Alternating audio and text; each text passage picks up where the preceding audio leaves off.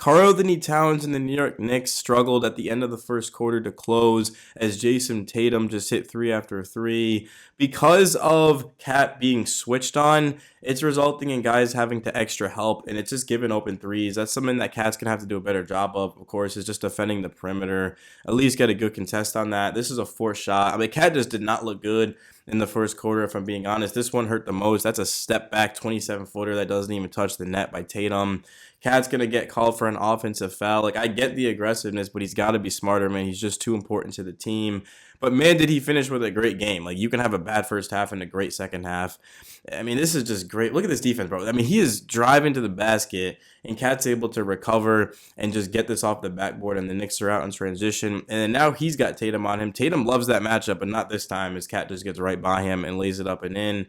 And this was huge, of course, to start the second half. Cat gets the and one. He just went absolutely off. I mean, in order for the Knicks to have come back like they did, down 14 eventually in the third quarter, it was going to have to be through Cat. Good inbound by Brunson. You can see they're down 10 points at that point. Now they're down by 8. Cat's just driving in, getting a layup, picking on Al Horford. If the Celtics are going to want that matchup, well, Cat's going to want those matchups as he just rises up for the 15-footer, and then he throws this one up, and then Clips are moving quick. But Cat pump fake, only made 1 3 this entire series, but Porzingis still bites because it's Cat, and then that leads to the alley-oop to Mitchell Robinson. That's a great pass. Nearly a turnover here at the end of the game, but the Knicks are able to get it to Cat for the slam. I love that the Knicks are up 3-1 against the defending champs, but it's just not sustainable getting off to these slow starts. Like, Cat gets 2 fouls caused by Derek White, and then he's relegated to the bench because of it, and now it puts the Knicks at a disadvantage.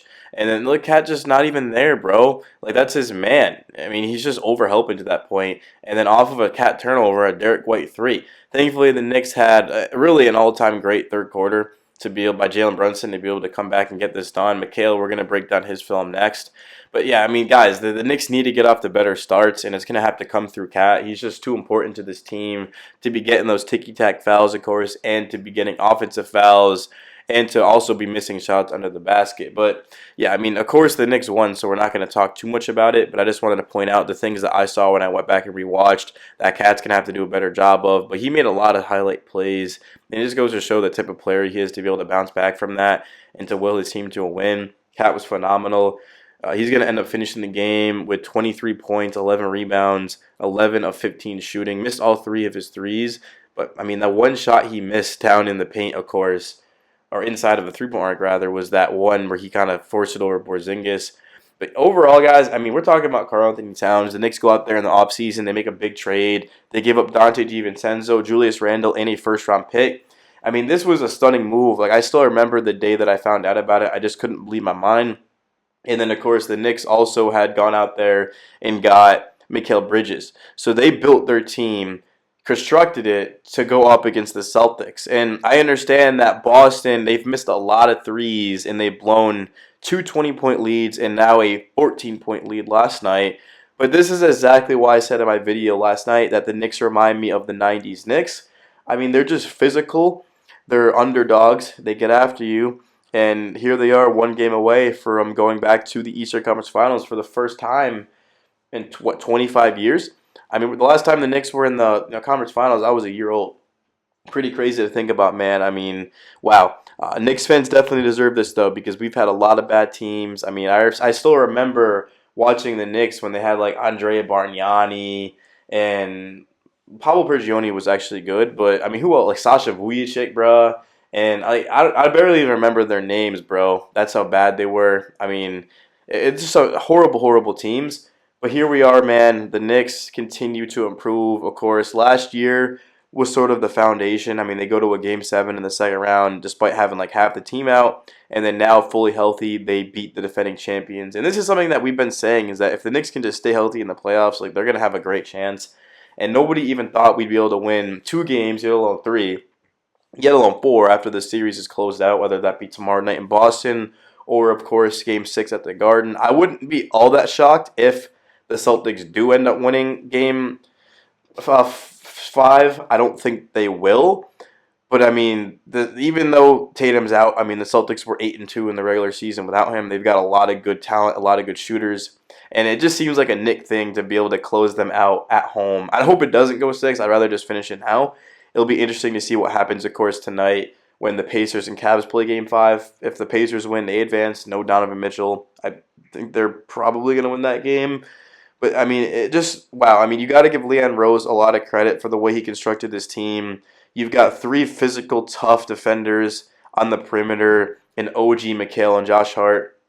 Deuce McBride's given the Knicks great minutes in this series off of the bench. So is Mitchell Robinson.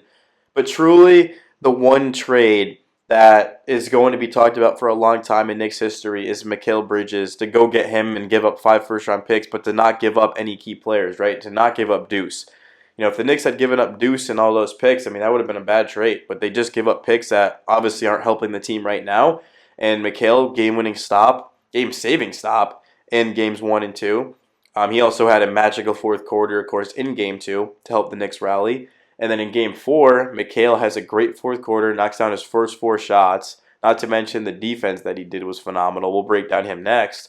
But I'm just looking overall. I mean, this is a Cat film breakdown. We kind of went over it, man. I took all the clips that I wanted to show you guys when I went back and rewatched it. But, you know, Jalen Brunson is going to go down as one of the greatest New York athletes in history. He's going to be remembered like Derek Jeter.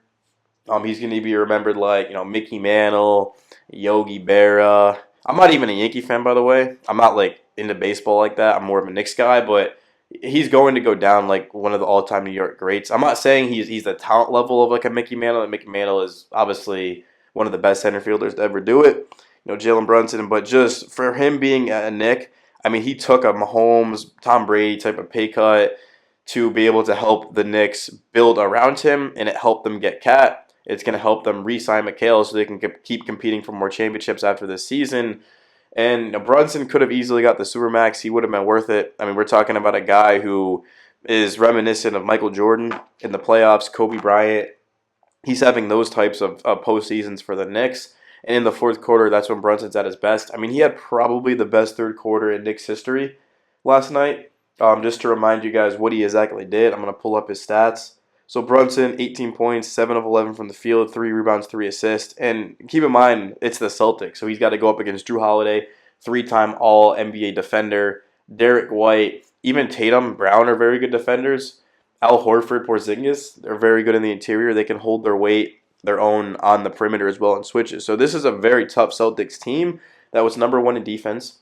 The only team that was really close to them was the Orlando Magic, who they played in the first round. And then also just, you know, the amount of bodies that Boston can throw at you too and make it tough. And they're doubling and tripling, right? Brunson's not just going one-on-one. They've got help side.